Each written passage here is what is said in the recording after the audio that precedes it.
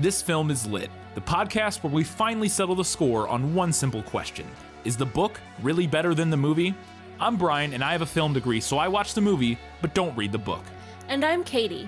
I have an English degree, so I do things the right way and read the book before we watch the movie. So prepare to be wowed by our expertise and charm as we dissect all of your favorite film adaptations and decide if the silver screen or the written word did it better. So turn it up, settle in, and get ready for spoilers, because this film is lit. For all its inconveniences, Laing was satisfied with life in the high-rise. Now that so many of the residents were out of the way, he felt able to relax, more in charge of himself, ready to move forward and explore life. How and where exactly, he had not yet decided. It's high-rise, and this film is lit.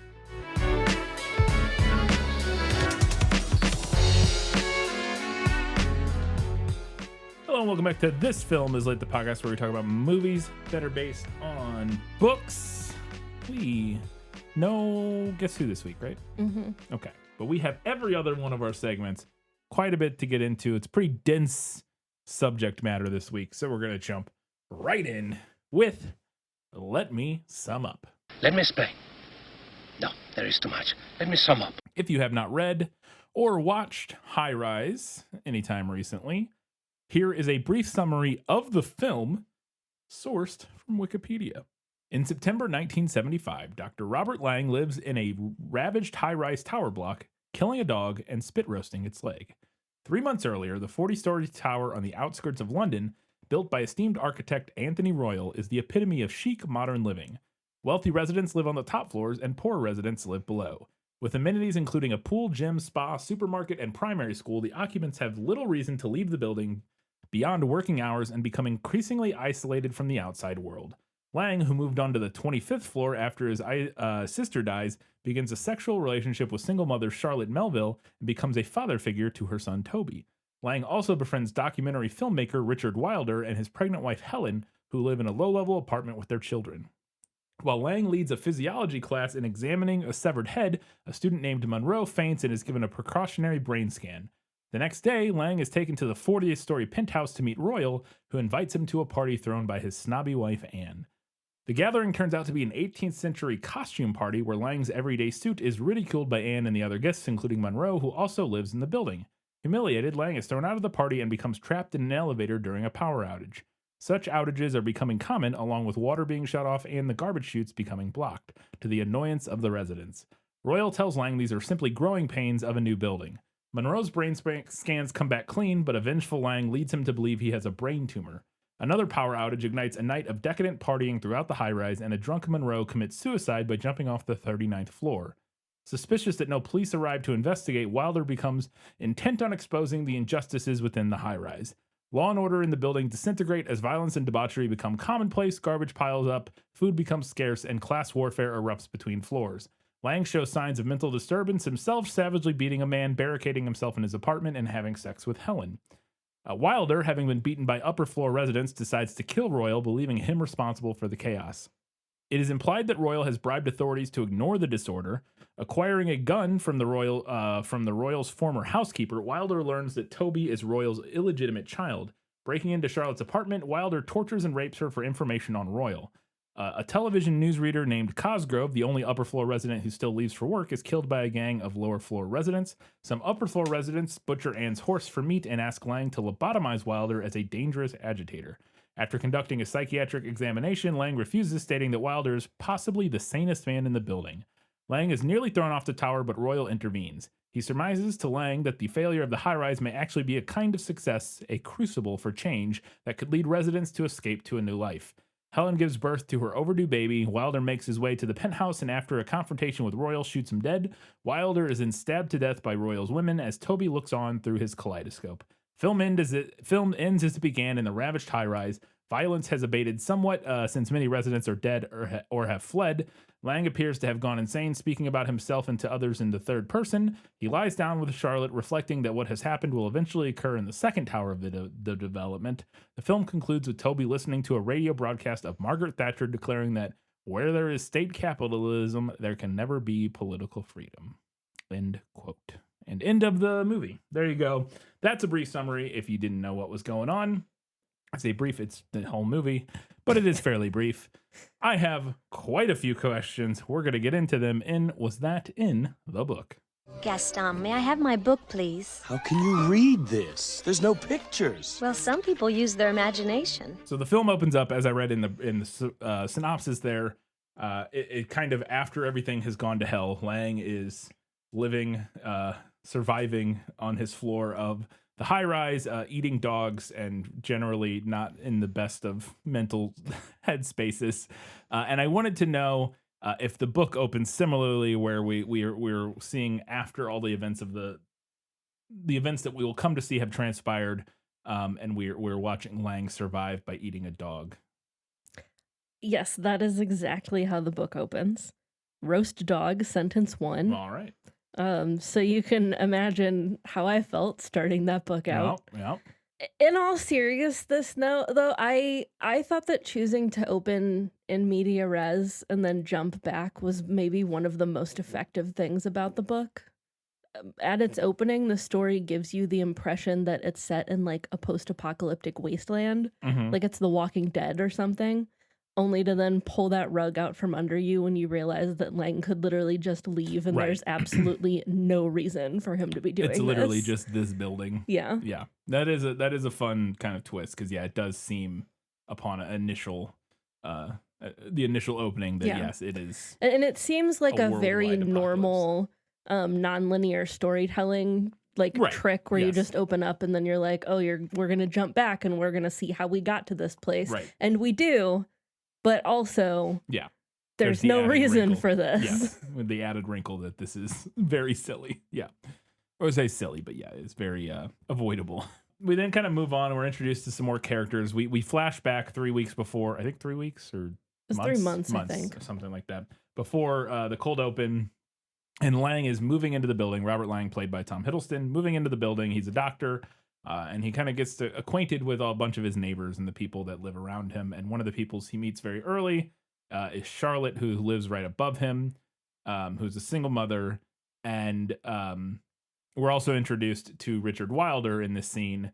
They kind of are spying on, not spying, but they see Tom Hiddleston like sunbathing on his balcony and kind of talk to him for a minute. And then we see Wilder and Charlotte talking to each other. We're kind of introduced to the fact they're not together or anything. They're just kind of friends, but he seemingly has a crush on Charlotte or whatever.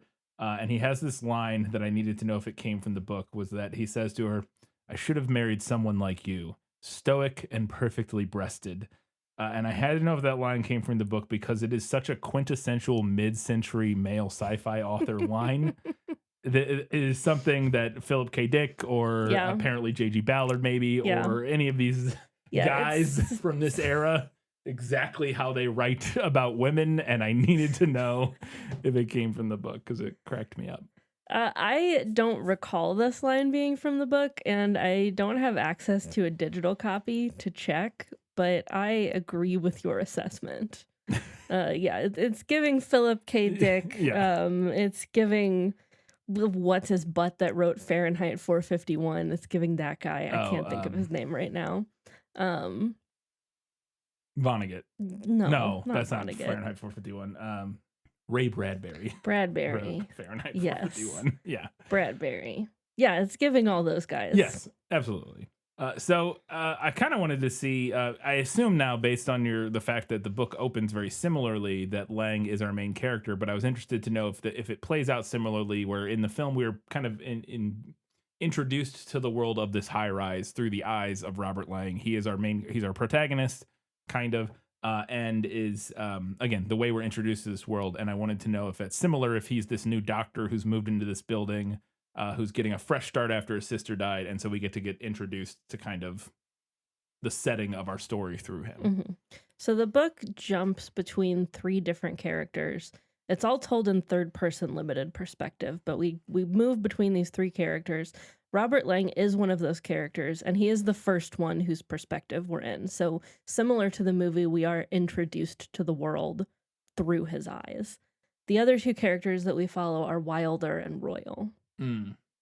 And the movie does tweak Lang's backstory In the book, he's looking for a fresh start after a divorce, and his sister is still alive and actually lives in the building as well. Interesting.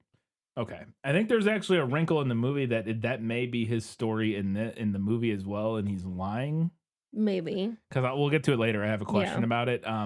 That he may be lying about the sister thing, and in fact, it is like a divorce. Maybe that he was.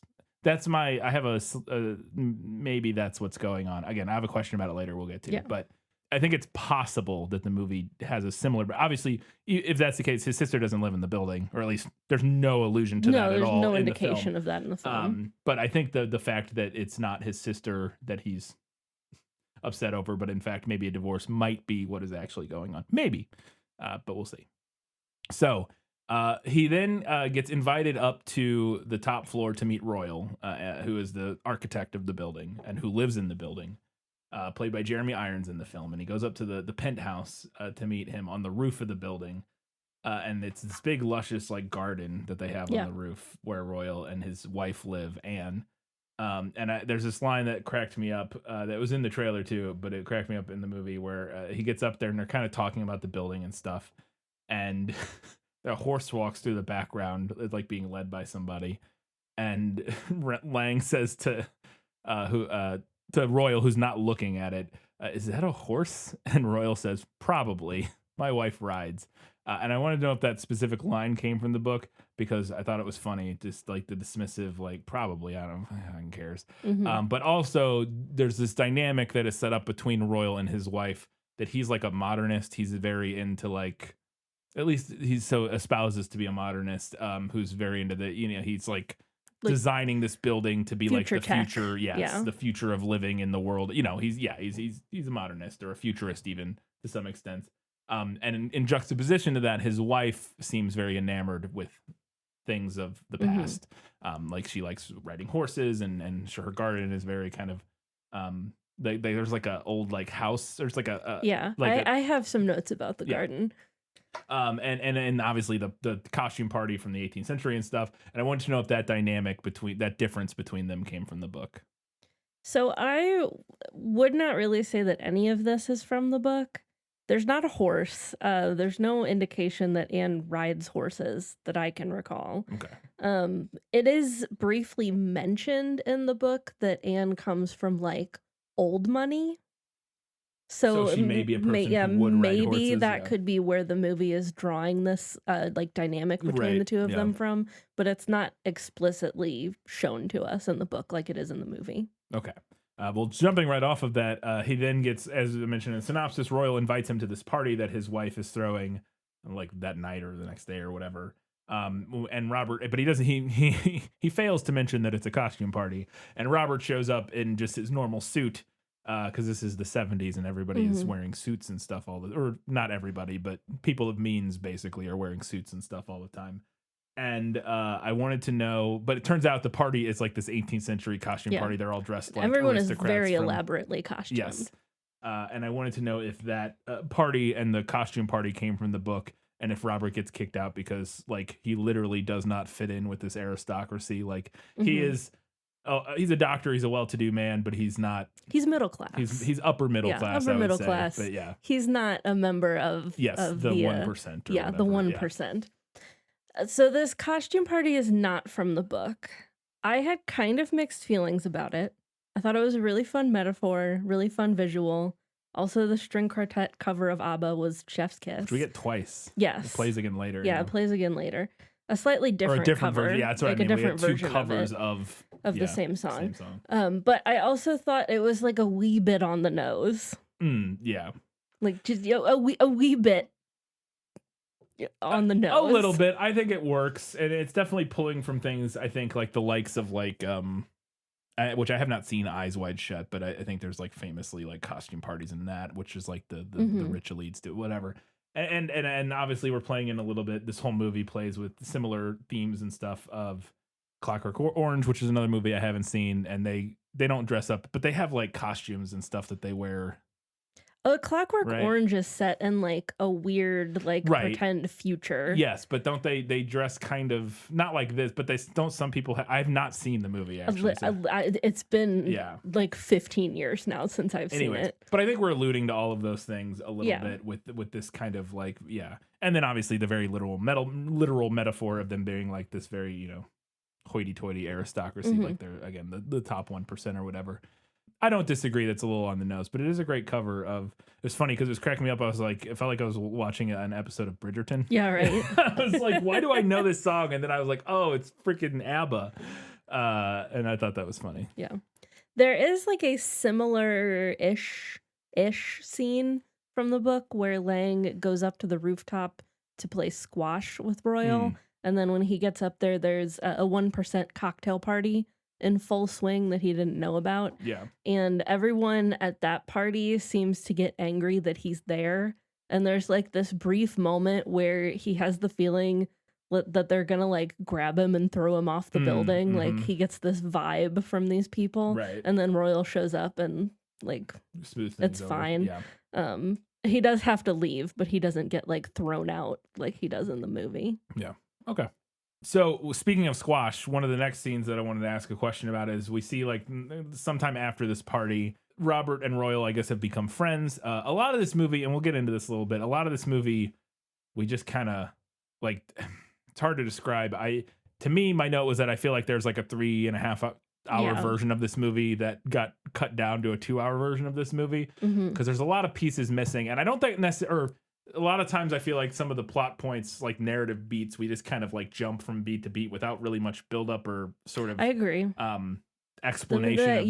The movie was choppy. Yeah, and now I think that's a little bit intentional for sure. I definitely think there's definitely an idea.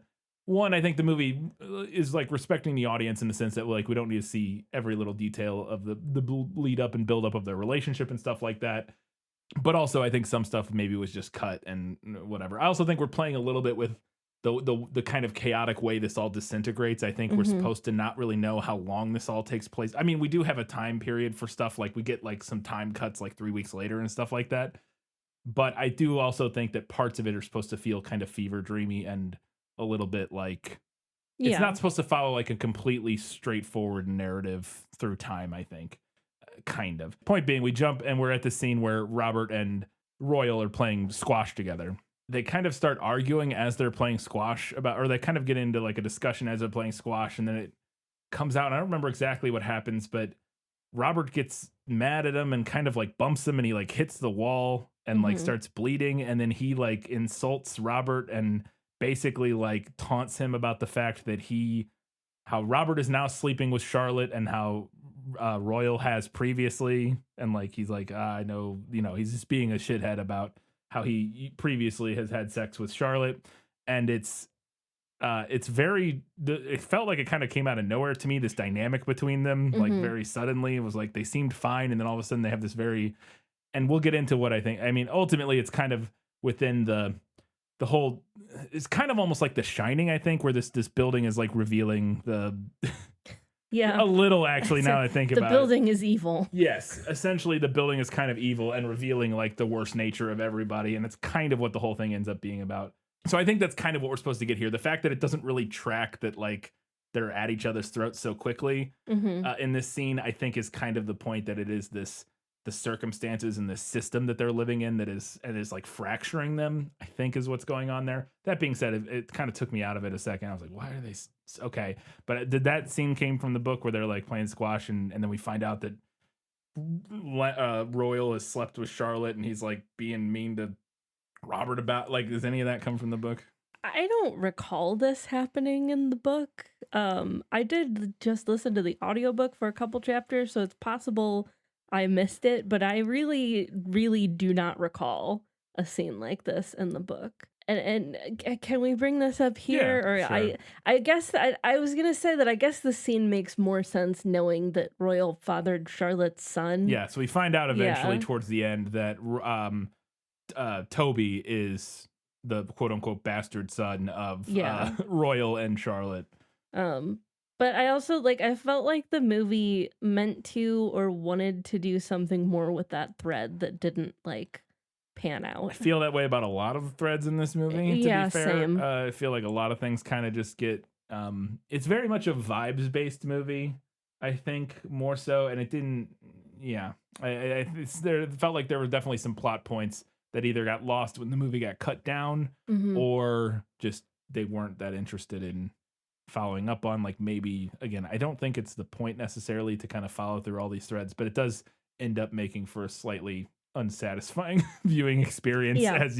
as more and more of those things go on, and it just kind of feels like I don't necessarily know. I'm not really following everything that's going on here. Not to spoil it, but that is ultimately kind of the movie kind of ultimately fell apart for me a little bit and turned into a bit of a mess. As much as I Mhm. wanted to like it, got to the end of it and was like, nah, well, I don't know. I don't know how I Yeah. feel about that. And we'll talk more a lot about that, but Yeah, I mean, I think you could make the argument that the movie is attempting to play with like fractured narrative and like unreliable I think narrators for sure, and yes. things like that, but I just don't think it was well done enough It doesn't, to yeah. pull it off. It doesn't fit together in the same way like something that plays with like unreliable narrators and kind of like that like a similar maybe idea would be something like Fight Club. I think that Yeah. plays on similar illusions Yeah. or some similar themes about like society and class and all that kind of stuff, and like the base nature of man and all that sort of stuff. Mhm. It's like similar, touching on some similar themes, but does so in a way that feels much more narratively cohesive Yeah. and clever and like Yeah. controlled. And I was also thinking of like Black Swan. Yeah, I think a And little like bit, yeah. a little bit like the idea of like time, the passage of time being weird and Yeah. like not being sure what was real and what wasn't real. Yeah. And I just think this movie was trying to do some of those things and didn't quite stick the landing. I would agree with that 100%. I would agree with that 100%. So I wanted to find out if this line specifically is in the book because I thought it was another great line. It's a little on the nose, maybe, but it's still funny and it works. When Robert goes out to his day job, he's a doctor who seemingly at like a teaching at a school or something, or Yeah. I don't know, or maybe he does normal doctor stuff, but then also does like rounds. In the with- book, he's just like a teacher. Oh, Like he okay. teaches at a medical school. Oh, okay. So then that may be what it is. Because he also does, like we said later, he has like a brain scan on somebody, so he seems to be doing some actual doctoring of some sort. Yeah, but there's But it's a like a whole, standard, like he's probably doing like rounds and stuff. And there's a whole like thing in the book where he feels insecure about not wanting to leave his teaching position and like feeling like he's not really working in his field because he's just like sticking to this teaching position and not like going out and getting his own practice. yeah. Okay. So Yeah, I think that is a which similar the idea. movie doesn't really get into No, at not all. really. With too much going on in the building to spend too much Yeah. time at work there. But during this scene, or during one of these brief scenes where he's at work, his secretary comes in, who we see a handful of times throughout the movie, and she comes in and she asks him how life is going at the building that he's living in. She says, "How's the high life?" And his response is, "Prone to bouts of mania, narcissism, and power failure," which a little on the nose, but it's a good line, and I wanted to know if it came from the book.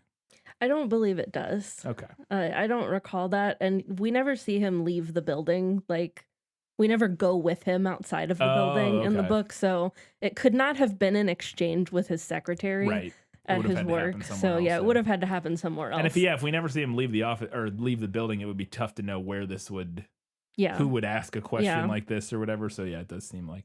But like I said, it's a clever line. It works. It's a little bit of wordplay with the power failure thing, because obviously there are literal power failures, but then also the breakdown of like the hierarchy within the thing, and the people at the top are losing power somewhat to some of the lower level. Like there's a lot of layers to it that I think, not a lot. There's a couple layers to it that I think work and are fun, but not from the book.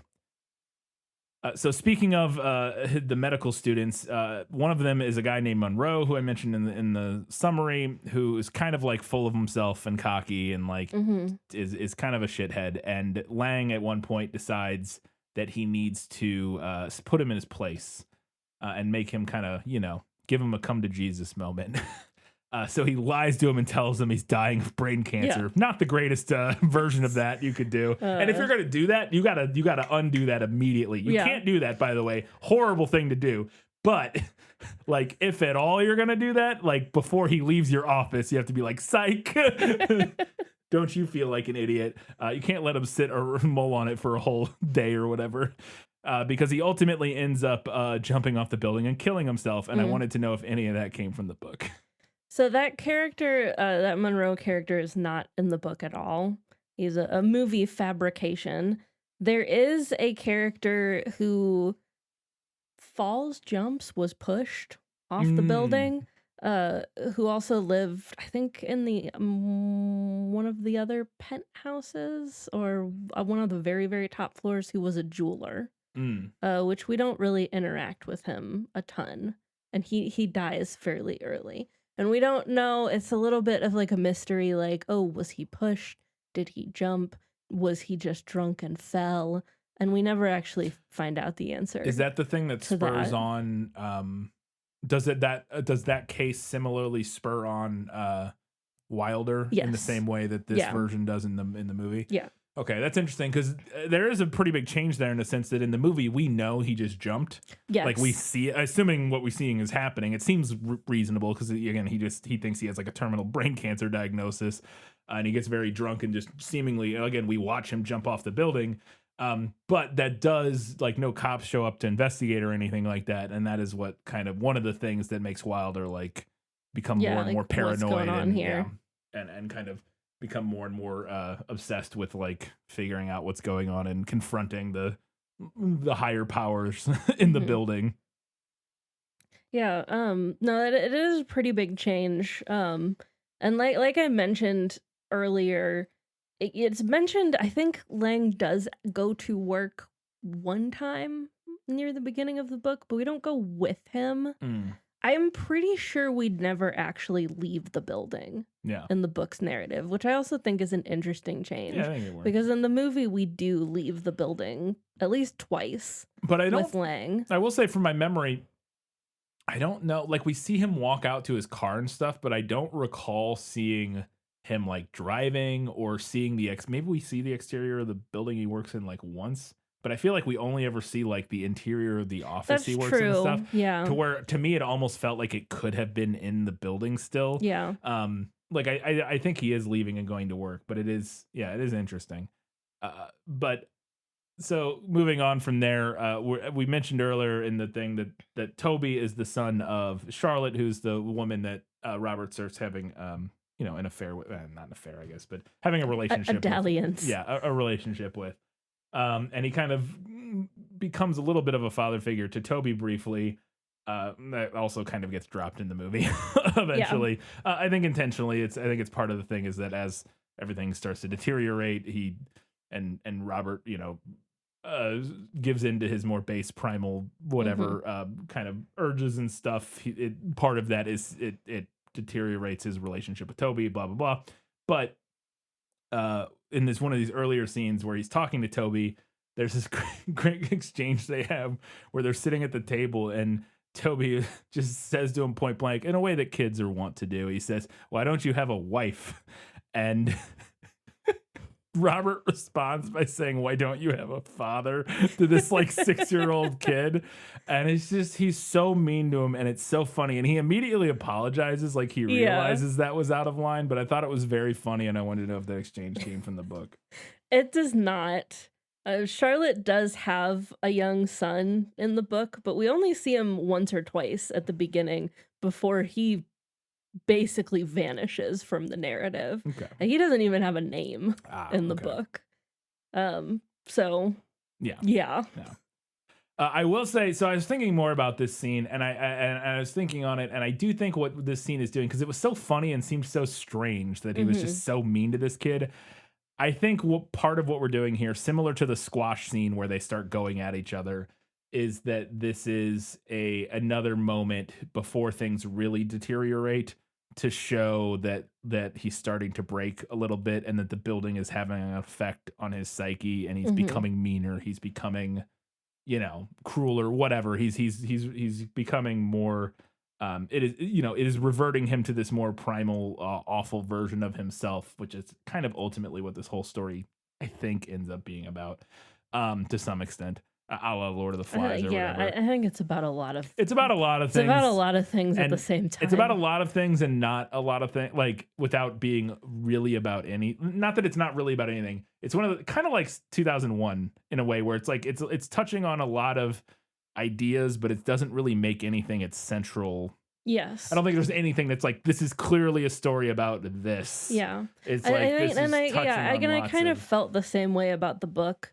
that it was about a lot of things, but it was not so much about a singular thing that it really dug into it. Yes, and that was I think one of my issues, similar to like 2001 or uh oh god, there was something else that just popped into my head that I had a similar feeling about. But where it's touching on lots of themes, but it's not digging in and like picking one to really like drive a point home about, which I don't think is necessarily an awful thing to do, but it's definitely something that makes me less interested in what the story's doing. Yeah. Where it's just like if a story just chooses to raise a bunch of questions and kind of like examine different facets of humanity and stuff, I think that can be interesting. And it's not like it's again, I think it's valuable and interesting. I just don't think I don't find it as satisfying or interesting or compelling of like a story to like Yeah. engage with Yeah. versus one where I can tell it has like either a specific point that it's trying to make,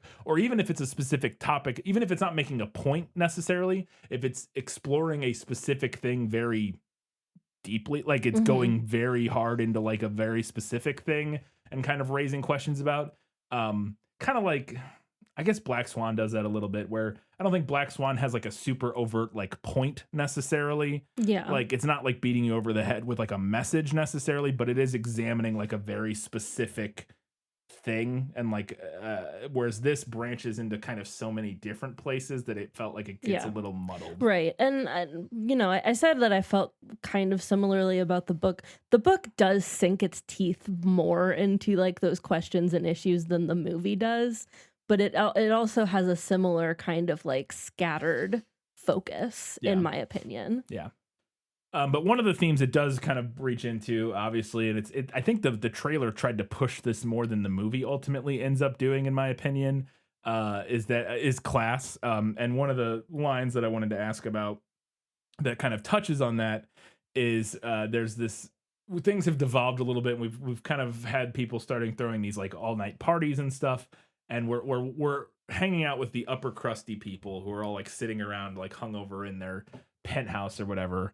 And they're discussing that they need to have another party, because the lower floors are having parties, and they say we must show the lower floors that we can throw a better party than them, which I thought was funny, and I wanted to know if that line came from the book. And like, because I was like, I think the thing that's interesting here is like I get the idea that because this happens so quickly, where we kind of devolve into this weird like nonstop party, violent cacophony thing. And I like the idea of this weird artificial system, this tower, this high rise, kind of being a stand-in for, in my opinion, like capitalist society. At least in the movie, that's what the movie's doing. Very explicitly so. Yeah, I mean the ending, literally with the radio broadcast, like explicitly talks about it. But as a stand-in for a capitalist or a capitalism organized society, I don't know the way to say that. A society organized around capitalism. And this high-rise tower is a microcosm of that. And it's this artificial system they built that everybody has been kind of put into, and then it quickly devolves everybody into like the worst version of themselves. I feel like the movie, in my opinion, doesn't do quite enough work to get to the end point of that. Like it just feels like there's a little bit of a yada yada in the middle, and then like I don't know, it just the beat to beat elements of this movie moving through the narrative just didn't necessarily all follow for me in a way that I thought worked perfectly. Anyways, my question was if that line about throwing a better party came, I don't know if that line about throwing a better party came from the book, because I thought that was funny. I really wish our library had a digital copy of this. One more time. I don't recall this specific line. However, I think it is a good sum up of the general idea of like one of the main portions of the book. Yeah. Which, similar to the movie, as the building is like descending into chaos and everyone is becoming this worst version of themselves, Yeah. the residents do go through a phase where they're like throwing ragers every night and like warring with each other over party supplies, and like wine and charcuterie and things. Right. As to how that develops, the whole thing devolves really quickly in the book as well. It's not a long book. Yeah. It's only like 200 Yeah, pages. it's not a huge book. Yeah, it's not a long book at all. So it does devolve really quickly and it moves at a pretty fast pace. But I think it works a little better in the book, and I think the reason that it does is because we're in specific perspectives. Mm. So we're getting like You get a little bit more. Yeah, of you different, get 'cause you a get little- Royal's perspective. You get you Wilder's. get different perspectives. Because and we you literally get- have an upper class, middle class, and lower class perspective. Yes. And with those three people. Yeah, and you're kind of viewing it like through their eyes, and you're getting their like interior monologues and their thoughts and things. Yeah. So some of the like where in the movie it felt like there were kind of weird jumps from point to Yeah. point, that gets smoothed over a little bit in the book. That can make sense. Yeah, that makes sense. I could see that.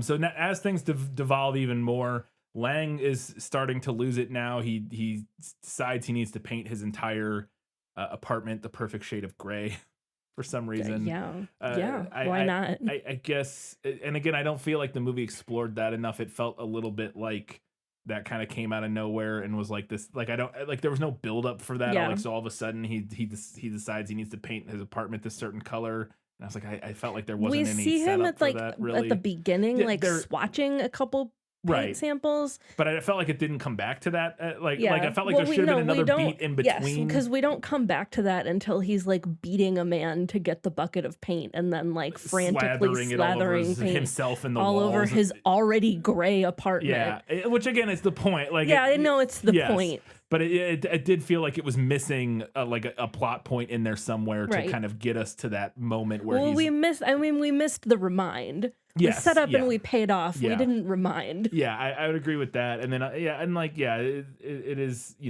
obviously there's like a commentary on like materialism and this like kind of like obsession with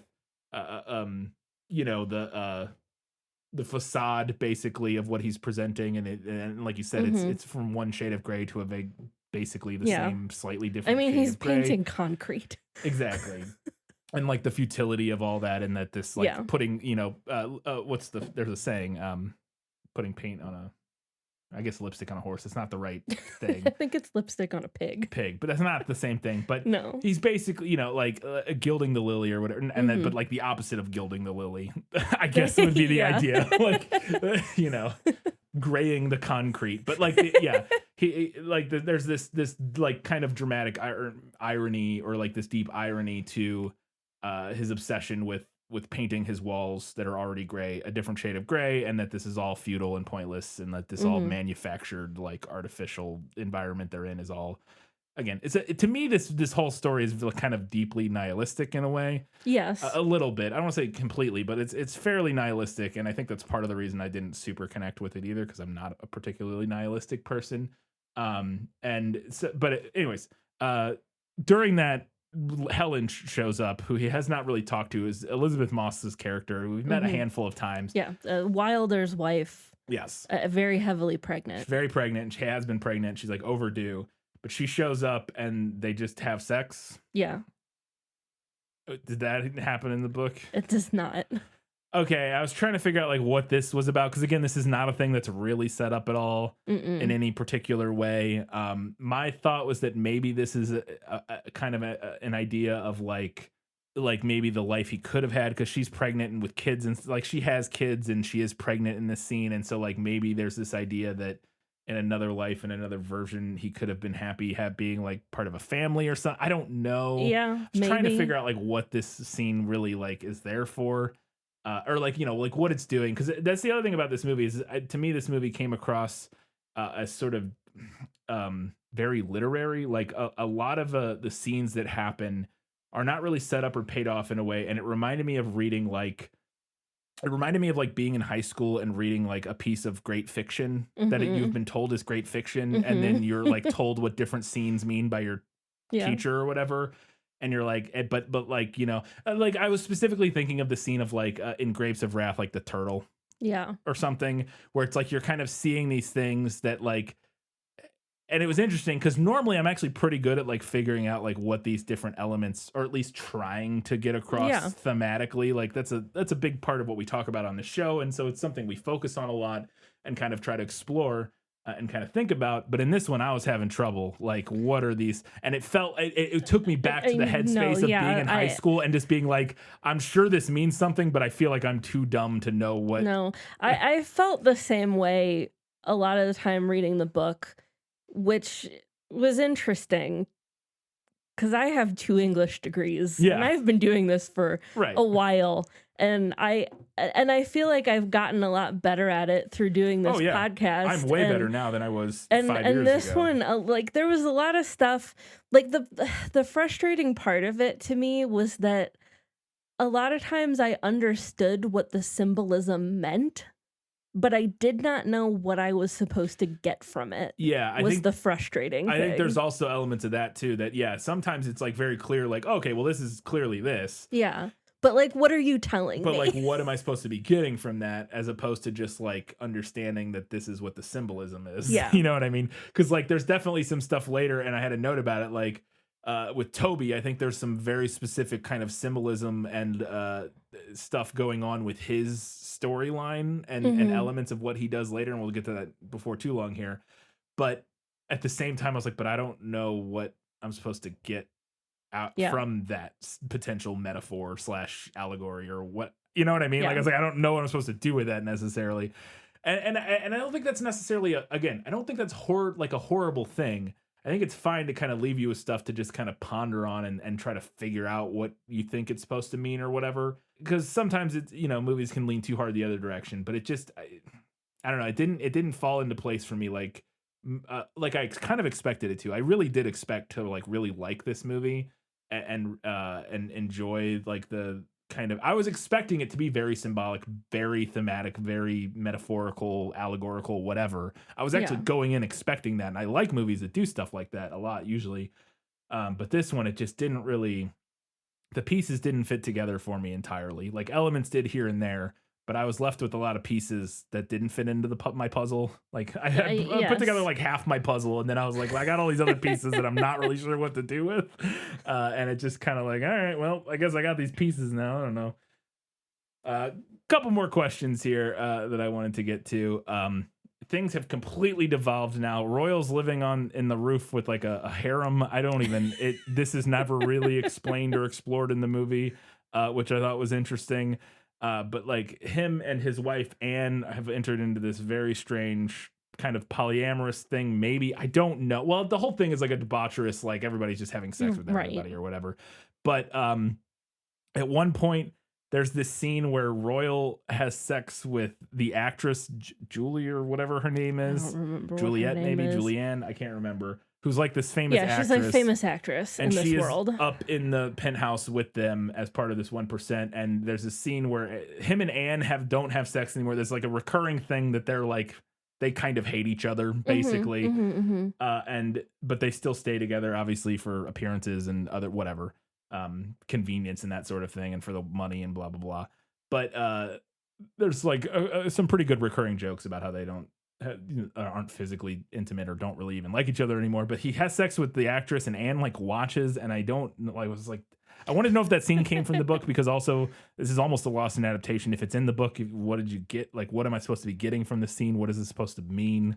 Anything? Okay.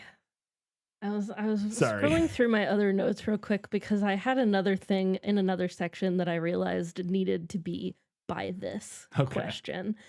So to answer your question, first off, this does happen in the book. That is not paste. Okay, hang on.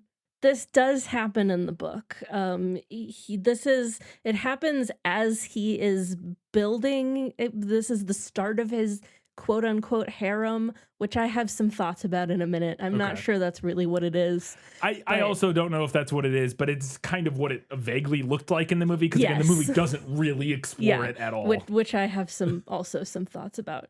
So this does happen. and it's basically, we're in Royal's perspective, and it's basically him like testing whether or not he can get away with breaking this like social boundary. Okay. So he like he's with the actress lady, and Anne is like in the other room, but it's kind of like open concept-y, so she still could see them. And he like starts having sex with the actress and like locks eyes with his wife, and then she just lets him do it. And he's like, haha, haha, this is haha. Yes. Yeah, and like the line that he thinks to himself is a complete deference to the clan leader. Okay. And I was like, some of this stuff feels a wee hair too close to authorial fantasy. Yeah, it's interesting. Just like a hair close. But yeah, that's what happens. Like some of this stuff, especially towards the end, and some of the like the debauchery and the violence and stuff feels a little bit. And I'm not saying it is, and I want to be very clear here, because I think it's very clear that I didn't really completely understand this story, but it's possible that maybe I did, and it's not as deep or profound as maybe I'm expecting it to be. Yeah.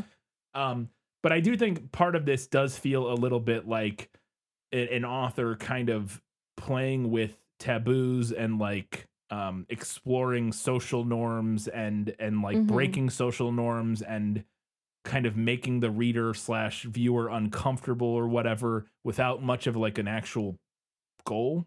Yeah. Necessarily, other than to have you think about those things and like kind of examine them, which to me isn't super interesting. Maybe it would have been more so 40 years. And I think that's part of it, is maybe, in 1970, it may have been more interesting to kind of read something that's just like, look at look at these people all just having sex randomly, willy-nilly with each other. I'm like, all right, I mean, sure, I don't know. Like, yeah, I just kind of kept coming back to this thing of like, none of this really is hitting me in a way that it's making me have any deep thoughts. I think was the part of the problem. Like, I wasn't making me go, ooh, that's interesting. Ooh, that's, comparing it to something like, I'm thinking of Ending Things, which is a very weird, obtuse, obscure movie that is kind of hard to parse what is going on, and I'm sure I didn't understand everything going on in that movie, but it made me feel things and like think about like life and ambition and like how we write our own stories and like how we kind of morph our own reality. Like there's all kinds of interesting questions that movie made me explore in my own head, whereas this one I just kind of like, yeah, I guess people suck. I don't know, man. Like, sure, people suck. That was, it just didn't really lead me to anything that I found particularly profound or interesting. Anyways, my last question here is, we get to the big climax where Wilder makes it to the roof to confront Royal, and because he is man ascending to confront God and hold him accountable for his creation or whatever, essentially, is kind of what we're doing here. And I wanted to know if Wilder does ultimately shoot and kill Royal, and then subsequently is stabbed to death by Royal's a coven of harem whatever girl boss team. I don't know what does any of that, again, my note here is I'm really having trouble following what any of this is supposed to mean at all. I think maybe that's another thing, to be fair. I think a lot of this is fairly, in the movie at least, is fairly biblical. Yes. In elements of it, and to me is not something I'm super interested in. Like, I don't find that particularly, as an atheist who, I've read a lot of the Bible over like decades ago in college. I read almost all of the Bible, I think, but it's not something that I find particularly profound or interesting. This is not. So like kind of the biblical allusions and stuff was never going to be something that was like, wow, yeah, this is really deep and cool. And like, I get what we're doing, but I get that's what we're alluding some of this stuff to, but it also just doesn't do much for me. Anyways, does any of this come from the book? Yes, this also happens in the book. And I have like a lot of thoughts on this whole thing. So I struggled overall with sussing out the points that Ballard was making with this book, as I have said. Yes. But I think I struggled most with what he was trying to say about women, and like gender. Yeah. Because there's a lot about gender in this book. So a lot of the early violence in the text is specifically done by women. Hmm. To the point that I felt like he must be making a point. Right. But I had trouble following the thread of that point. Yeah. And then by the end of the text, the women of the building have more or less abandoned all of the like previous class barriers and markers Yeah. and formed like a cult of some sort. Which we see in the movie. Yes, again, we see in the briefly. movie. And there's a little bit more in the book too. Like when Wilder gets up to like the upper floors, he kind of notices in his, and he's in like a crazed animalistic haze at this point in the book, but he kind of like briefly notices that like things have been cleaned and the furniture has been reset and the walls have been painted, and it doesn't look like the rest of the building does up here because the women have come together to clean up the mess and take care of things. I think the movie was trying to get that across a little bit because it feels similar in the movie when he gets up there, but we don't really see much of it. Yeah, like we're more focused on like Wilder and Royal Lang and Royal Lang, and them who are all up there. And now this group of women, I would say that I guess that's kind of starts out as Royal's harem, kinda, because we do see him like collecting women. Yeah. Near the end of the book. And the scene where Charlotte like serves them dinner, we get a very similar scene in the book, except it's Helen and not Charlotte. Yeah.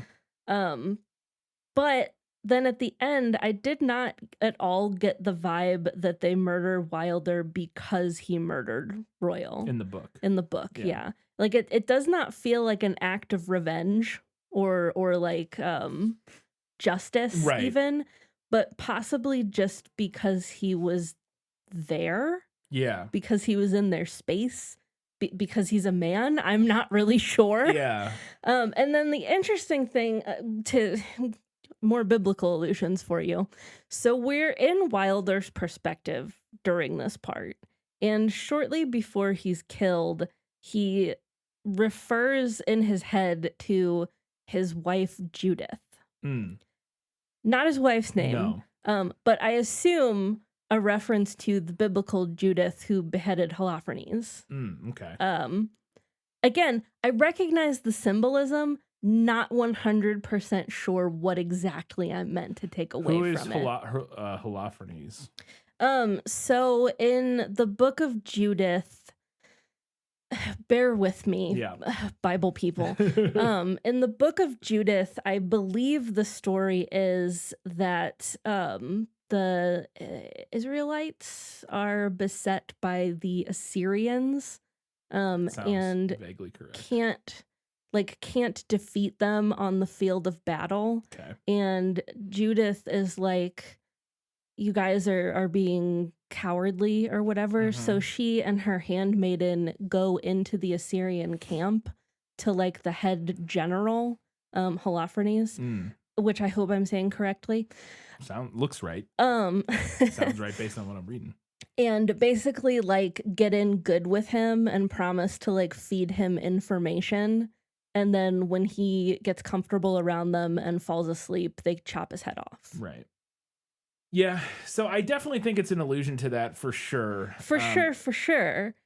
But I don't understand like really how it connects to everything else that's going on. I think definitely we're supposed to get, and I think the movie maybe doesn't do a great job of getting this across, but I definitely think we're supposed to get the vibe less of Royal's harem, and I think you're right that it's probably not supposed to be that their killing is an act of revenge, but so much as it is an act of cleansing, I would say, maybe as an argument, because again, they're all wearing white and they've kind of created their own new Eden here, and I think that's what we're going for. And I think maybe the idea is that it is about like kind of the inherent violent nature of man, and specifically when I'm saying man here, I don't mean humanity, I mean man. Yes. And I think that is very clear in the book, which like okay. It's a very like, to me that's just a very like second wave feminism. For sure. It's very gender essentialist. And also like coming from a male author, I'm like, I don't need you to put all of womankind on this pedestal, sir.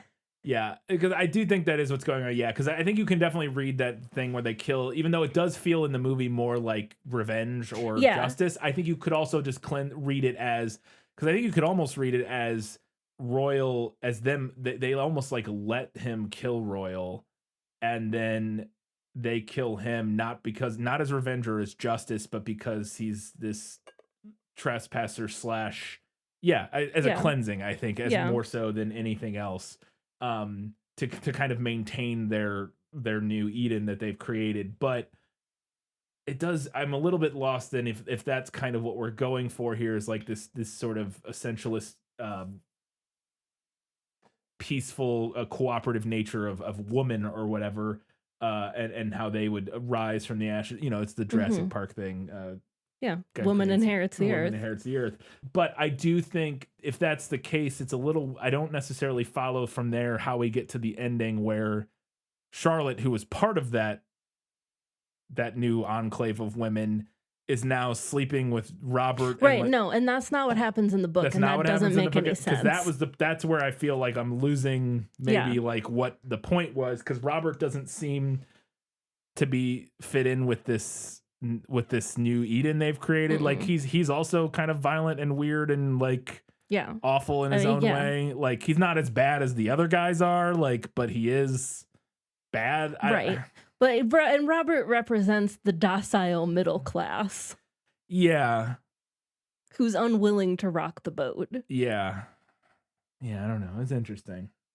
Anyways, I'm also not sure what necessarily. And that was the really frustrating thing, is that I can taste understanding this. I can see it. I can smell understanding what is going on here, but I can't quite grasp it. Yeah.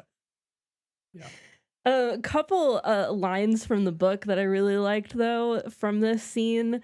Again, we're in Wilder's perspective, and he sees the children playing, and at first he's not sure what they're playing with. And then the text reads, "The children in the sculpture garden were playing with bones. The circle of women drew closer." Dude, that is metal as hell. Right? That's the most metal line. That's got to be in a song, so that's got to be. Well, and we did in the prequel talk about how all of the rock bands like this book. Specifically, we mentioned. I keep wanting to say Paw Patrol. No, what is because then I was thinking of Snow Patrol, but it's not Snow Patrol. What is the It's the wavy. Yeah, the wave. Oh my god, we talked about it in Wavy Line Band. You guys got it? Listen, we both had a long day at work. Yeah. Our brains are fried right now. Joy Division. Joy Division, Paw Patrol. Snow Patrol, Joy Division felt I know they're very different bands. I just, for some reason, I kept thinking of Snow Patrol, and then my brain jumped to Paw Patrol, and it just, whatever. Anyways. All right, those are all my questions for Was That in the Book? I do have a couple things, though, to get into in Lost in Adaptation. Just show me the way to get out of here, and I'll be on my way. Is it lost? Yes, and I want to get unlost as soon as possible. So, Richard, who we've talked about a little, kind of throughout here a little bit, he just died on the roof after he killed Royal. I want to know if we get any more kind of explanation of his attitude and why he seems so angry all the time, and he seems to have real issues with everyone, and I'm not sure the movie really explores that very much, and I think he's kind of an archetype. I don't think you necessarily need a lot of explanation. He's just a man who feels wronged by the system he exists in. Like, I get that, right, but it does feel like it escalates in a way, and again, everybody's shit escalates in a way that's kind of out of control. It's kind of the point, but anyways, do we get any more background on him? Not really. I think you kind of hit the nail on the head that he's kind of an archetype. We don't really need the backstory per se. Yeah. I think it would be fun to have, but I mean, we do get some of it. There's something related to the idea that he's a filmmaker who's like not gotten the break that he wants, or thinks that he's had trouble getting his project off the ground or something. He doesn't have as much money as he wants. He doesn't have the status that he wants. Blah, blah, blah, he's blah. A struggling filmmaker. Yeah. And blah, blah. But to go back to this idea of like archetype, I Yeah. think Wilder represents the really, really, really base animalistic parts of humanity. Yeah. And he is consistently described in the book as physically imposing. And he is in the film. He's played by Luke Evans, who's a big, specifically strong dude. barrel-chested Yeah. is the descriptor that comes up over and over for him. And he also solves all of his problems by being physically imposing, Yeah. which we also see in the movie. He's portrayed as virile, starting out as a philanderer who's Yeah. like banging women all over the building, and then that builds to his violent assault of Charlotte. Right. At the end of the story, when things have like completely devolved, he just feels entitled to any woman that he encounters because he's so strong and so masculine, and he's running around the building with his penis out on display. And we read a lot about his penis, which I hated. Also, his name is literally Dick Wilder. That is a good point that I didn't realize. I always forget that Dick is short as a nickname for Richard. I always forget that because it's ridiculous. We were not going for subtlety here. No. The book pretty much only refers to him as Wilder, Yeah. except for at one point, like maybe halfway through, when somebody calls him Dick, and I went, wait a fucking minute. Yeah. This man's name is Dick Wilder. That is, yeah. Yeah. Again, they mostly call him Wilder in the movie as well, but I did know it was Richard. But again, I literally always forget that Dick is. Yeah, because a it makes no nickname. It's just sense. dumb. Yeah. We also, though, find out in the book that he has big mommy issues, and he resents his wife because she won't mother him the way that his mother did. The text does tell us this point blank. And I said, good for you, Helen. Yeah. Go forth and do not mother your husband. Yeah, I mean, and I think the thing that's interesting is there's definitely an element. I think that archetype of a character is really interesting, and you could do a lot of interesting stuff with it. The movie, he feels, I don't want to say aimless. He feels, I don't know if the movie does a good enough job with that characterization, because the characterization you just described here in this, I think, is really interesting and really compelling and really timeless. And I think there's elements of it that are translated into the movie, and you definitely get that of him.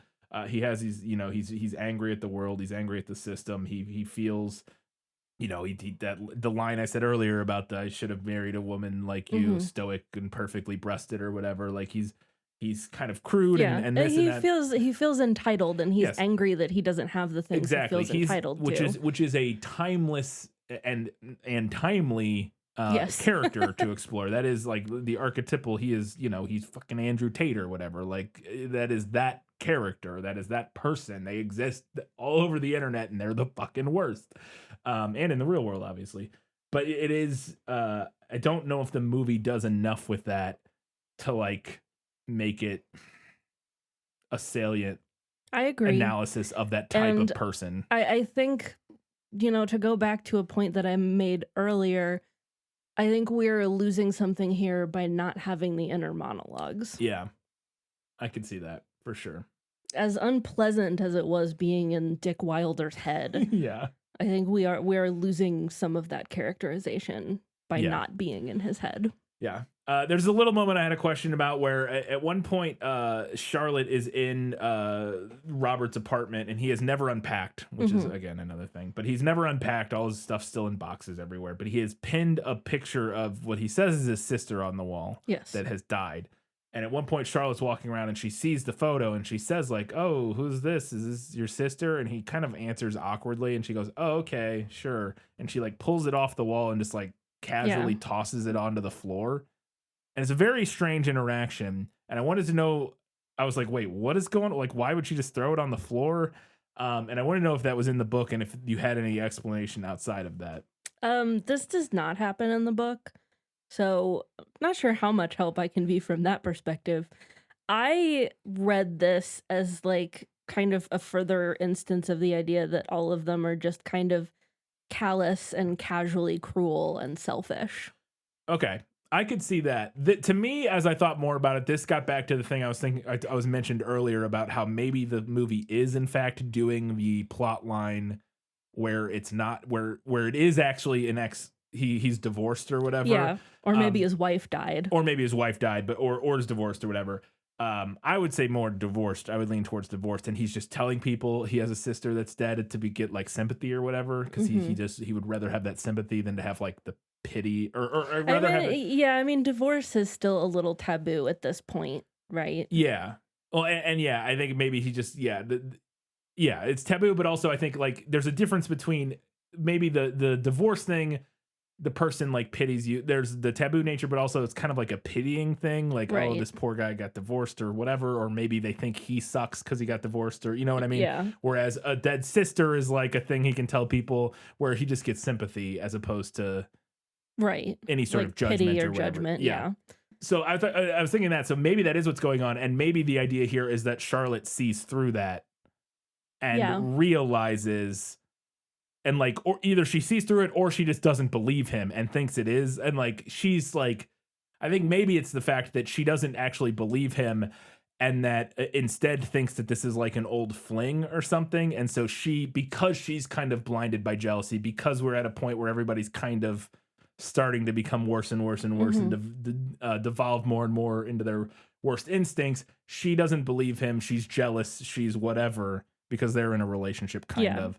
And so she doesn't believe him and she just throws it on the floor. I think maybe that's what's going on. But I also think your idea of just kind of the... I mean, I feel like that idea that she just doesn't believe him goes hand in hand with what I'm saying. That, because she maybe can't cope with the idea or like perceive of the idea of like why he would want to be hanging on to this relationship. So she is very flippant about it. Right. I don't know. And I was kind of hesitant to like spend too much of my brain energy reading into that moment because the movie does literally nothing with it. No, I agree. Yeah. It doesn't, they never come back to it or mention it again or whatever. It is just a little scene, but I think that, to be fair to the movie, I think that the movie, some of that's intentional and that you're supposed to kind of sit and think and wonder about this stuff.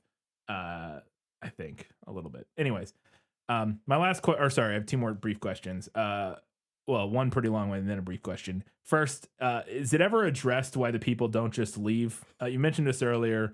I obviously have a reading on it. I think it's very clearly that it's all metaphor for capitalism, which you literally cannot leave. Yes. Depending on, your situation and stuff. Living in the US, we are stuck in a capitalist system. It's artificial, it's man-made, but as an individual, you literally cannot, unless you have the means to go somewhere else or whatever. And you can only get those means through capitalism. Yes, exactly. So as a system, we're all stuck in for better or worse until we decide not to be stuck in it as a society. And so I think there's that. But the other element of it is more pessimistically, maybe the idea is that, and this is actually kind of what I lean more towards. I think it's both, to be honest, but more pessimistically, cynically, nihilistically, that secretly this is what all these people actually want to be doing. Like, this is because they're not leaving because it's kind of like secretly what they want. Like to be to be able to live out their cruelest, most base fantasies and to not care and to, and so they stay in this thing where they could just leave. But they don't because, again, they would rather, they kind of, even though they maybe won't say it out loud, they want to be part of this fucked up society that is, this devolved society that is occurring. What do you think? So the book really harps on the fact that people could leave, but they don't, or that they like could put a stop to all of this by like calling the police or otherwise revealing what's going on to the outside world, but they don't. But beyond that, the text kind of leaves us to draw our own conclusions about why that is. And I agree with both of your assessments. I think both of those things are part of it. Yeah. To kind of further expand on like the capitalism idea, there's a lot more, in my opinion, interclass hostility and like commentary on that in the book. Like a lot of the book is focused on the people at the bottom of the building trying to like claw their way up higher, and the people at the top doing anything that they can to stop them. Occasionally mentioned in the movie. We don't see much of it or anything. Yeah. And like to me, that idea is, about like this potentially being that no one breaks rank and pieces out because they think they can win. Right. But the book is also pretty firm on the idea that people are enjoying themselves at some level. Like that the violence comes naturally to them and it feels right, which goes into that more like nihilistic, pessimistic thing that you brought up.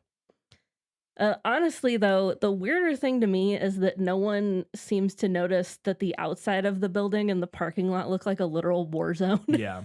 Like, I spent the entire book questioning this. Like, there's supposed to be people moving into the other high rise that's like across the street. Yeah. How's nobody noticing this? And I think, again, very literally, that is a problem. I think, again, the point is, I know. yes, this is, you still participate. Yeah. You see these problems with society, yet you participated in it. Curious. Like, it is, the idea is that they're kind of blinding themselves to the issues. Yeah. Because they want to be part of this new cool thing, like this, so they're ignoring the issues that are very glaringly obvious, that Right. kind of thing. But yeah, That bothered me from a very so much literal more reading, throughout yeah. the book, though, than the idea that like people weren't leaving. Like, that was a gimme I was willing to buy into more for the sake of the story. Right. But like the people on the outside, I was like, what's your deal? Yeah. Yeah. And then my last one here, which I don't know if you'll be able to expand on at all. It was very simple. It was Toby is Jesus? ? Toby is Jesus, period. I think Toby is Jesus. Yeah, I guess. Okay. I don't know. I'm not really sure what the movie And you is did mention trying he to does not say. really in the book. No, then, yeah. he's not. I do think Toby is Jesus. I think this is another thing. Obviously we find out he's the son of God. Royal, Yeah. who is literally the architect of this universe that we're in. And we there's this very pointed, this specific scene where kind of throughout, and actually it happens throughout, where he like watches the events that transpire through his little kaleidoscope from like a distance. There's this scene where after something happens, Robert like leaves his apartment or whatever, and the camera pans up or tilts up, and Toby is like watching through a hole in the ceiling. Mm-hmm. And it's very clear and obvious symbolism of him kind of watching all of this go down. And then at the end, he is literally sitting in a giant throne. Yeah. Like, I think it's very clear that Toby is supposed to kind of be Jesus. It doesn't, but that being said, Right. it doesn't really do anything. Like, exactly. Well, I mean, and that was my issue with the whole thing. I understand your symbolism. Yeah. I get your metaphor. This is one of the big examples of it. get for me, it. Yeah. Why? For what purpose? What's the message? Yeah. Like, what are we doing here? And it's like, yeah. And it's particularly interesting because in this instance, I guess the idea here being that Toby is the one, but we don't see him really suffering. He seems fine No, at the he end. seems pretty fine. He seems pretty chill. Most of it. Yeah, but like, because I could see the idea, that like when all this is happening, that he is the one who suffers from the Right. the depravities of man or whatever, in the same way that Jesus had to, quote unquote, suffered for the sins of humanity and that sort of thing. But and so like I could see the parallels. Well, but again, Toby should have died and been resurrected or and something, cleansed or of the maybe building of that's- its sins. maybe that's too on the nose, but like, I don't know. It does feel a little bit like it's just like I don't understand. Yeah, it just doesn't really feel like it's saying anything specifically interesting. I don't know. Yeah, Yeah. I agree with you completely that it is one of those things where it's like I think I get the symbolism you're going for here, but I also don't get why I should care. I see it, but I don't understand why you're doing it. Yeah. And what's the exactly. point if I don't understand why you're doing it? Yeah. And again, maybe somebody else will feel like they understood why they were doing it. I'm Perhaps. very interested, hopefully, that some people watched this, read this, and have thoughts, some of our listeners, because I would love to hear some thoughts of somebody who felt like they really got it or something, and like who really vibed with it. I'd be really interested to hear what you have to say about it. I don't know. I would actually be a little surprised if we got a lot of people coming to bat and being like, "Oh, I love it because like, oh, I get it. No, it means Yeah. this and that." Again, not to toot our own horn, we're pretty good at that usually, and the fact that we feel so like both of us felt so kind of like lost in the sauce on this one, it makes. Again, I'm not saying it's impossible that other people would have more profound or interesting thoughts Right. on this, but it does. Well, and that is the thing though that makes me feel like it's not just that this was too smart for us. Like I think that's part of it. Yes. Yeah. Like that it's utilizing things that we're undereducated on. I do think that's part of it. There's But an element also, of that. Yeah. It's exploring a lot of themes that we're usually pretty good at breaking down and talking about. So Right. the fact that we're like floundering a little bit. Yeah. I don't think it's just because it's No. too smart for us. I would agree with that. I don't think that's the only thing. I also think it's a failing of the film, at least, again, I didn't read the book, so I think it's also at least somewhat a failing of the film that it just doesn't get its point across, or is sloppily kind of put together enough. It's put together sloppily enough that it just doesn't quite land in a way that kind of wraps up and makes sense and holds together. Again, it feels more like a puzzle where like half to 3/4 of the pieces kind of fit, and then there's a bunch of pieces left that I'm just kind of like, yeah, no, this looks like a piece that goes in this puzzle. Like I get it, but like I don't know where. It doesn't really right. Or like I'm putting the puzzle pieces together and all of them fit together, but then I don't know what the picture is. Or, when I'm done with the puzzle, like I'm like, I finish and I look at it and I'm like, what is wait this? Wait a second, what? Yeah, exactly. All right, those are all of my questions. It's time now to find out what Katie thought was better in the book. You like to read? Oh, yes. I love to read. What do you like to read? Everything. So the book has some commentary that I thought got lost in the film. I didn't feel like this was really present in the film, but there was some commentary on the deterioration of community and trying to substitute community with technology. I pulled 2 quotes from the book. The high-rise was a huge machine designed to serve not the collective body of tenants, but the individual resident in isolation. And then the high-rise took over the task of maintaining the social structure that supported them all. Yeah. It's very obvious. Yeah. That's not subtle language. No, That's it's like not. allusions to things or metaphors. That's just saying explicitly like what it's trying to state thematically. Yes. Which again, I think is an interesting idea to discuss because it is a problem in society and an ongoing problem in society. The way that we and is particularly a problem with a certain segment of society that thinks that the solution to all of our problems is just more technology, different technology. Solving what I think are bigger problems with a lack of community, a lack of purpose, a lack of belonging, trying to somehow break those down into like math problems that we can like solve with inventions. I don't think necessarily, and I like tech stuff as much as the next guy, but I don't know if that I'm sympathetic to the idea that is not the like optimal way to construct and organize society, because ideally we're social creatures and you can't just kind of you can't technology your way out of the base needs of humanity. Yeah, which again is what the story is saying, which I think is you can't really you can't replace community with technology. Yeah. And the moral here is that it doesn't work. Yeah, it destroys society literally. The book also had, I thought, and this is present in the movie, but I thought the book had more of it and did like kind of a better job with it in general. Commentary on the presence of children being a source of consternation within the building. Most of the families that have kids live on the lower floors. They're in the lower class, and the people from the higher floors don't want kids around and purposefully try to block them from using resources that are specifically meant for kids, like the school and the rooftop playground. Yeah. Feels very relevant right now. Yeah.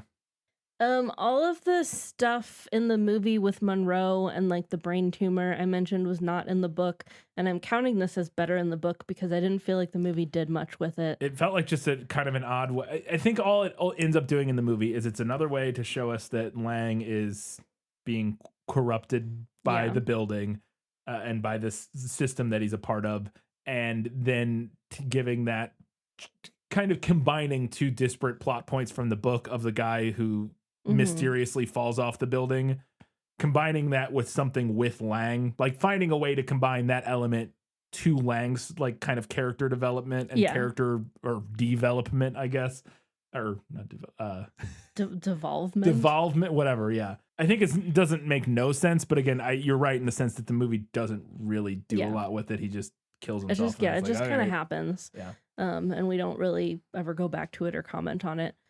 I have felt similarly about the relationship between Laing and Toby, which did disappoint me because I was interested, like when the movie first introduced that idea of those two having like a relationship and it being kind of like a father-son kind of thing. I was like, oh, I'm interested to see where the movie goes with this because we know where it ends up. Right. And again, I didn't really feel like the movie did much of anything with that, No. so I'm counting it as better in the book. Yeah. Wilder spends most of the book trying to climb to the top of the building and having to retreat like a crazed, ineffectual John McClane. And I was a little surprised that the movie didn't take more advantage of that plotline because it absolutely screams movie to me. Yeah. Interesting. There's also a bit in the book where he's trying to get in with the higher floors by offering to let them be in his documentary, which works really well with like the people on the lower floors because they're super excited to like be on TV and like Right. in a movie. But then on the upper floors, nobody cares. Yeah. And like somebody specifically says to him, television is for watching, not appearing on. Yeah. And then my last little thing here. At one point, Wilder gets hit by somebody hit on the head with a television award statue, which I had to note because we have a couple television award statues in our office. Yes. And I literally just like one day last week, I picked one of them up and commented to one of our coworkers about how heavy it was and how we could use them as weapons if somebody broke in. They're giant hunks of stone and metal. Yeah. They're super heavy and they're kind of sharp. Yes, they're literally giant hunks of stone and metal, basically. Like yeah, absolutely. All right, that was everything that was better in the book. Let's go ahead and find out what Katie thought was better in the movie. My life has taught me one lesson, Hugo, and not the one I thought it would. Happy endings only happen in the movies. I didn't really enjoy the scene where Laing is dissecting a severed head, just from like an ick perspective. But I did think it was an interesting, like, thematic addition. Yeah, I literally cracking into the skull of humans and seeing what's inside. Visual. Yeah, because the movie is dissecting humanity. Humanity. So yeah. We talked about the rooftop garden earlier, and I mentioned that I had another thought on that. I really liked that. I thought it was. It's very literal if you know what it's a reference to. A reference to French aristocrats who had elaborate pastoral villages built so that they could play pretend at being poor. I didn't know that. Marie Antoinette famously had like an entire village constructed so that she could go and like frolic and pretend she was a pastoral shepherdess and then go home and sleep in a palace. Right, yeah. But yeah, because I noticed the building, I love that style of architecture. It's the, what is that called? It's Rococo. Is that, specifically, is that what there's a name for that type of building structure where it's like the wood slats with the like the cottage kind of? With the white, you know what? Yeah. Yeah, there's a name for it. I don't know what it is. Remember. Anyways, but it's that kind of like where it's like brown wood boards and then there's like white like plaster or something between them, and it feels very like Renaissance era like whatever. I know the name of that style of house. Tudor. Is it Tudor? Yeah. That's Tudor style house. It's like a Tudor style house up there, which I like that. I love Tudor style houses. I would love to someday live in one. One day. If enough of you subscribe on Patreon, then we can eventually afford to buy a house. There's a little line in the movie that I loved when the first time Laing is at the grocery store and he encounters the actress like shopping and she has her dog in the cart. But he doesn't recognize her. And then he goes to talk. He's talking to like the checkout girl. And the girl's like, oh, she's a very famous actress. She just got a new role. She's going to play a desperately sad actress who lives alone on an apartment block. Yes, that was good. Speaking of that lady, that checkout thing, do you have any other notes about her? No. I loved the running gag in the book that he's buying that French translation book in the beginning and he tries to speak French to her and she doesn't speak French. She's like, what are you talking about? Yeah. And then at the end, when they show up, she just speaks fluent French to the, because she like grabbed the book. She took the book. Yeah. Like he ended up not buying it. I can't remember. But or she got another one or whatever. But she ends up just learning French over the course of the movie. I thought that was really interesting and kind of fun. But another line that I really liked was, I forget exactly when this occurs in the movie, but Royal talking about his wife, Anne, and he says, we toy with each other, not sexually, of course. That line, that was one of the lines I was thinking of when I was talking about their relationship earlier, and they're kind of running jabs they have with each other. But that one guy, that we toy with each other, not sexually, of course. It's a good line. It's the of course for me. Of course. Of course. Yeah. Another line that I liked that I don't believe was in the book. One of the I think it's Anne who says this, maybe when she's talking about how she doesn't want to pay her housekeeper. Yeah. And she says, like all poor people, she's obsessed with money. Yes. Incredible line. Yeah. I did almost write that down to ask you, and I actually just forgot. Because, yeah, that's a fantastic line. Yeah. Something that from the book that I was glad that the movie dropped was that at the end of the story, Laing he's living in his apartment, similar to what we see in the movie, but he's living there with his sister, who I mentioned earlier is alive in the book and also lives in the building, and also some other woman, and it's implied that they all have like a threesome sexual relationship. Incest, baby. Sick. Yeah. Yeah. And then my last note here, the movie kept the violence against dogs. But it does keep it off screen. It does keep it off screen, and it dropped the violence against cats altogether. Small miracles.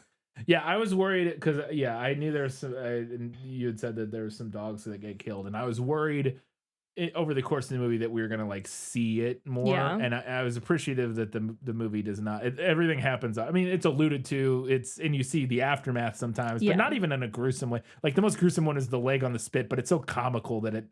Right.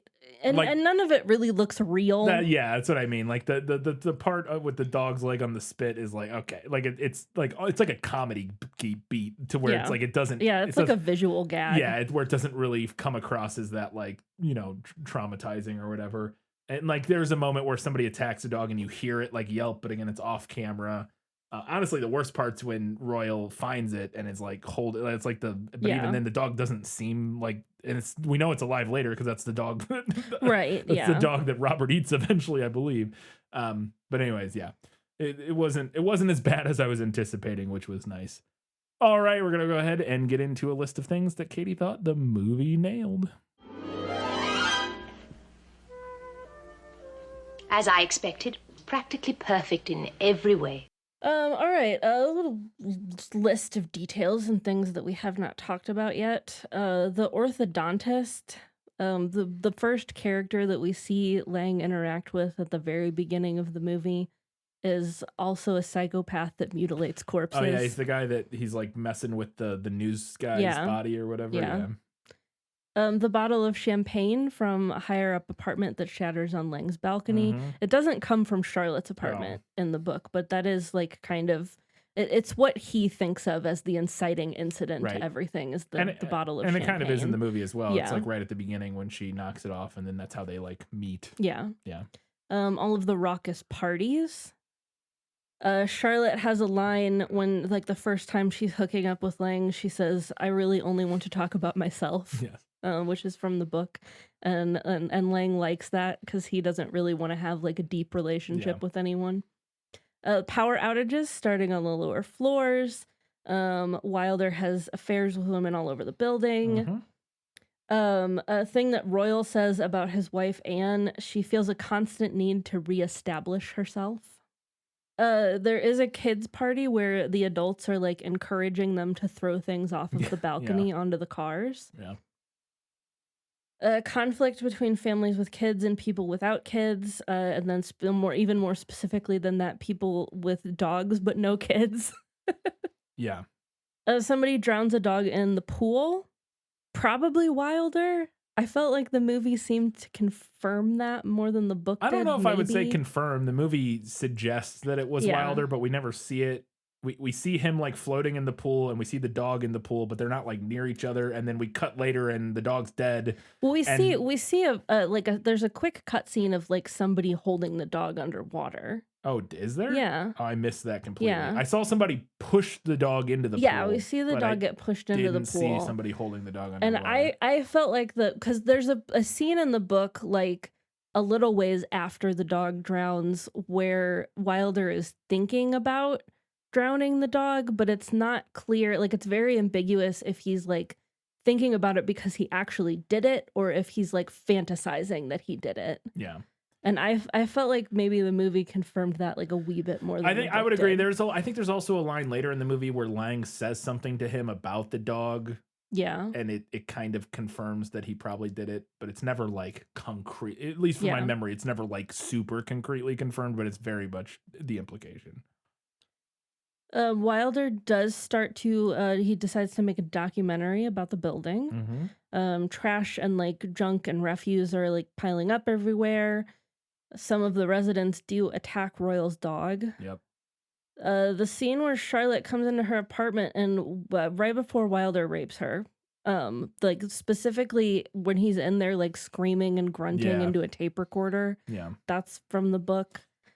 He's literally devolving into the most caveman version Yes. of himself. Yeah. Absolutely. And then, I do think there's an interesting layer too. We hadn't really talked about the dogs, but obviously the violence against the dogs and stuff sucks, but it's also very clearly symbolic. I think it seems very likely that J.G. Ballard sees the dogs as another representation of innocence and Yes. like maybe not innocence necessarily, but like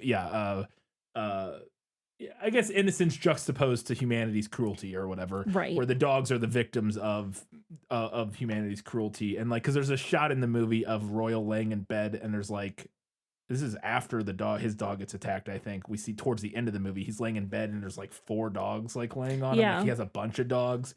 And I think it's him trying to like surround himself with like this innocence, this like quote unquote like Yeah, pure version of I like, think of spoilers. I was going to mention this in a minute, sorry. but that actually also happens in the book. oh He collects all of the dogs in the building.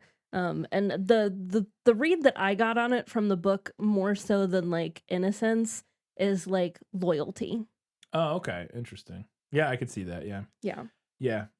The residents do like a lot of people start recording stuff and then they like have screenings of their own violent home movies, which we see briefly in the film. We see them like watching like a home movie on a projector. Yeah, it's not violent in that sense. They're just watching somebody have sex, I think. But Yeah. yes, Yeah. but they are recording. Yeah. Yeah. There's a little moment close to the end when some of the upper floor people are going to throw Laing off the roof of the building. And they call it flying school and they're like putting paper wings on him. That's from the book, although it does not happen to Laing. It's like a random nameless character. Hmm. I mentioned Royal collecting all of the dogs, as well as the women and children. Also collects all of them. Yeah, all of the innocence. Yeah. Yeah. And then the Quote, pool unquote, the innocence. pool is full of corpses. Yep. At the end. Yeah. Yeah. There you go. All right, that was everything Katie thought was the movie nailed. We have a handful of odds and ends before we get to the final verdict.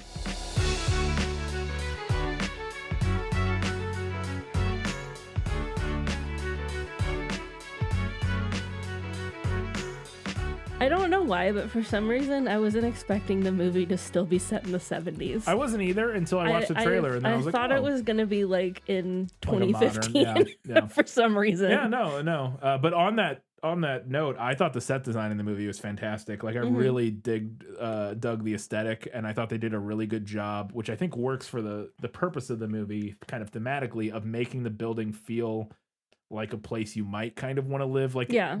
particularly because it has that very cool retro. Mhm. It's not retro in the setting, but like for us as a modern audience watching, it feels like a very like retro Right. mid-century. It's that like retro futurism that like is very common in mid-century Yeah. design. Yeah, and it's just lots of the elements of design are things that people these days like would design their home aesthetically to look like. The building kind of looks like that, which I think makes it very inviting and makes it a more the fact that everybody stays there and like is kind of lured into this system because it has this surface level aesthetic appeal. Yeah, I think is an effective. I think the movie does really effectively. Sienna Miller at the beginning of this, not at the very beginning, but No, like it's when close to her the and Robert beginning. are having sex. Yeah, when they're hooking up, she's wearing a black dress that is just barely keeping this movie PG-13 or whatever. And the we movie see her is boobs not several times. This is an R-rated movie. I know it's Oh, an okay. R-rated movie. I mean, like that scene specifically. Yeah. This is just barely. Yeah. Just barely. And it's not all the time. There are several moments in that scene where their boobs are just visible. Yes, but yeah, it's But once when her kid shows up in particular, yeah. I always notice that because as a person with breasts, it stresses me out. Like it just stresses me out. Yeah, no, that's fair. So I thought that we talked a little bit about the secretary when he goes to his work, and I was like, this lady looks so familiar to me. She's only in like a handful of scenes where she comes in and talks to him, but it's this older lady, and I was like, God, I know her from somewhere. And I was like, and it's so funny because she wasn't in the credits on Wikipedia because I had the Wikipedia open so that I could kind of follow along in the plot synopsis here and there. But she wasn't in the listed credits on Wikipedia, so I went to IMDb and had to scroll like all the way to the bottom. And I found her, and she's the actress who plays Marcia in the TV show Spaced. If you've watched Spaced, which is the Simon Pegg, Nick Frost, Edgar Wright TV show, that is, if you've never watched it, if you like the Cornetto trilogy, Shaun of the Dead, Hot Fuzz, any of that, highly recommend Spaced. You'll see, like, oh, it's the TV show they made before they did all that other stuff, and it's very clear that they were like figuring out their style and everything in that show. Very fun show. I don't remember exactly how well it holds up. Don't hold me to. There may be problematic elements. We in it, watched that years ago. I barely remember it. but it's from my memory, it's a lot of fun, and I think it holds up fairly well. But she plays their landlord, she's like this eccentric, like middle-aged lady who is the landlord of the building that they live in too. But it's that actress. So, anyways. I thought it was really fun that at the kids' birthday party, Elizabeth Moss is wearing like a Rococo style peasant dress. Yes. Like she's trying to mimic the upper floor women, but she's still poor. Yep. She's doing like the peasant version of what they're doing. Yeah, absolutely. I thought it was very subtle that there is a Che Guevara poster on Helen and Richard's it was subtle, closet super door. subtle. I don't know which of theirs it is. I would imagine it was Richard's poster if I had to guess, because Helen doesn't seem to have particularly strong political feelings, at least in the movie that we see. She doesn't seem particularly, enthusiastic about anything politically, but whereas Richard has, some pretty strong class grievances, right? Shall we say? Yes. And so it would make sense that he would have a Che Guevara poster, but that cracked me up when I saw that on the wall. It's about as subtle as the name Dick Wilder. Yes, yes. I thought that the slow motion shots of Monroe falling off the building and landing off the car were really cool and interesting. Yeah, no, it looks really good. It reminded me of some of the super slow mo shots in Dread. Remember Dread where they use the slow mo? Yeah. Because specifically in that there's a scene where they throw a guy off the roof while he's on slow mo and he falls in like super slow mo, and it was that kind of thing where it's like super slow motion, like super high speed slow mo. But yeah, no, I thought it was good. Thought it worked. And then I thought we talked obviously a lot about like thematically what the movie's doing and the class commentary and stuff like that. I will say one of the things that I think the movie does pretty effectively is show that it's the system that sucks and that everybody within it is miserable, and that it's not like the people on the upper floors are like living great fulfilled lives. They're also miserable. They're just miserable in a different way than the people on the lower floors. Like the lower floor people think they'd be happier if they lived on the higher floors. They want to move up to the higher floors because they think it's better up there. And the higher floor, but we realize very quickly that the higher floor people are just as miserable and living just as vacuous lives. Maybe not just as miserable. They're living just as like vacuous, pointless, awful Right. lives as the lower floors, just in a different way. What Yeah. you're making a face. I mean, I agree with your assessment. I just don't really have any sympathy for like I don't think you have to have sympathy. I think what it is understanding that the system it. I think there is a good and useful point to be had in understanding that the system makes life miserable for everybody, even if it makes life more miserable for lower class people. Like yeah. it's not that the system is bad for everyone, and that's why we should get rid of it. Not just because, I mean, obviously, if it was only just bad for some people, that would be bad too. But it does actually not serve anyone. It just does so in different ways that I think are more nuanced. And I think that's a useful thing to keep in mind. That doesn't mean you have to be like, feel bad for billionaires. I like, obviously not. Like, I'm just like, I think it is meaningful to, in the same way that I think the patriarchy is bad for men as well. Right. Like, obviously the men benefit from the patriarchy and are the reason the patriarchy exists, but it is also bad for men. The patriarchy is. And I think understanding that is part of a complete intersectional understanding of the way these systems affect people and stuff. And so I think it's that's not to say you should have sympathy for billionaires at all. It's to say that recognize that the system sucks for everybody. It's just that for some people it sucks a lot more, and for other people it sucks in a very different way that they don't even realize. Because again, the people on the top floor don't realize the system sucks. They think it's great and they want to keep it that way because they feel like they're having a good time, but their life also sucks and is meaningless and bad. It's just different. Yeah, no, I agree. Anyways, I mentioned the thing. I think there's a much longer version of this movie that I feel like the studio probably forced them to cut it down, and I don't know. It just felt like there were a lot of cuts. Maybe there weren't, but to me, it felt like there was like a 3 to 3.5 hour version of this movie that would probably work a little bit better. I don't know if it would work a lot better. I don't know if it would work. Yeah, but I think it might work a little bit better. But yeah, that was my I mean, last definitely there are places where we could like flesh out plot threads and provide a little bit more like connective tissue. A little bit more of the connections that I think would help this movie. I don't know if it would make it great or anything, but it would help. I agree. If I were to if gun to my head, give this movie a rating, I'd give it like a 5 or something. And I think maybe a slightly longer like director's cut of this might bring it to like a 6 or a 7. I'm not saying it would make it like a masterpiece. I think this is like a solid C. Yeah, for me. Yeah, it's like I would even maybe go a little lower than that, but yeah, it's like a C minus D, something like that. Yeah. And I think there's a lot of interesting things. I think that the set design is great, the look of it is great. There's a lot of interesting like performances are all great. Performances are great. There's interesting like camera work and things going on. It's a very technically well done movie. It's just, but I would be hard pressed to show this movie to pretty much anyone. Yeah. Yes. Oh no. Yeah.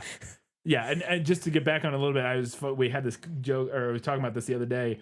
In the prequel, we mentioned, I had mentioned that on Google reviews, the movie had almost entirely 5-star and 1-star ratings. And then on IMDb, it had a much more normal, like some 10s, a few more 9s, more 8s, more 7s, mostly 6s, and then 5, and then like a bell curve basically, like with 6 being the peak or whatever.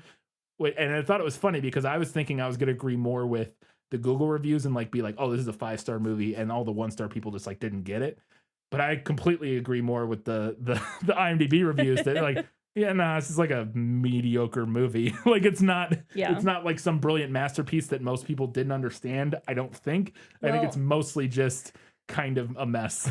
And the other thing to me too about like all of the 1-star reviews is that like, yeah, that's probably a lot of people who didn't get it, but I don't think that's their fault. No. I agree completely. Whereas that's the thing. It's like with something like, because another movie I mentioned a lot, but it made an impact on me. I'm thinking of Ending Things. That movie has a lot of 1-star ratings on like IMDb and Google reviews and stuff. But I think that is mostly from, I don't want to say mostly from people who didn't get it, but I would argue that that's probably more so from people who didn't get the movie.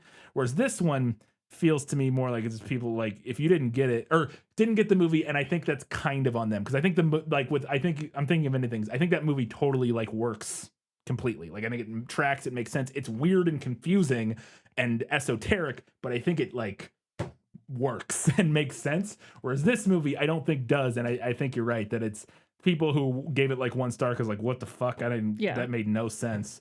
I'm like, yeah, like, no, you're not wrong. I cannot hold you accountable. I can't for argue that. with you. Yeah, I can argue with somebody if they come to me and go, I'm thinking of anything doesn't make any sense. I go, here, let me take you on this journey of why I think this movie's brilliant. They come to me with this movie and they're like, I think this movie doesn't make sense. I'm like, yeah.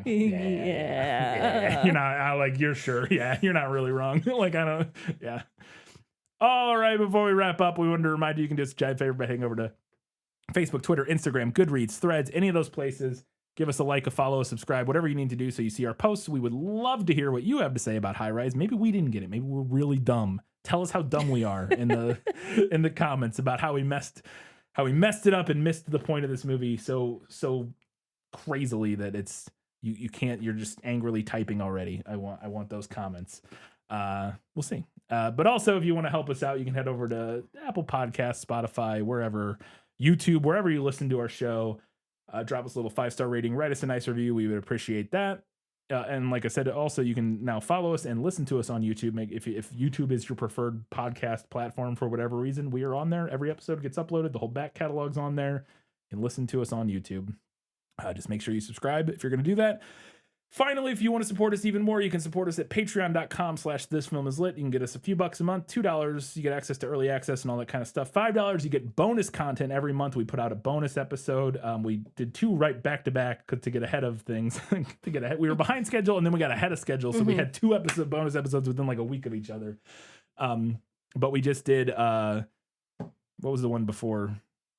The previous one, Singing in the Rain. We did Singing in the Rain for March, and then we did Alice in Wonderland 1951, the Disney version, for April, which was the runner-up in our March Madness bracket, if you want to hear our thoughts on that.